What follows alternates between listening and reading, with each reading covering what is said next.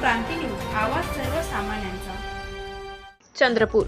Hardware दुकान फोडणाऱ्या चोरांच्या 48 तासात पाथरी पोलिसांनी आवळल्या मुसक्या. चक विरखल येथील टी पॉइंटवरील हार्डवेअर व कृषी केंद्र दुकान फोडून 91 हजारांची रोकड लंपास करणाऱ्या चोरांना पाथरी पोलिसांनी अवघ्या 48 तासात जेरबंद केले. दुकानाचा कुलूप व सीसीटीव्ही कॅमेरा तोडून चोरी करण्यात आली होती. सचिन आनंदराव गंदाटे राहणार विरखल यांच्या तक्रारीवरून अज्ञात आरोपी विरुद्ध गुन्हा दाखल करण्यात आला होता.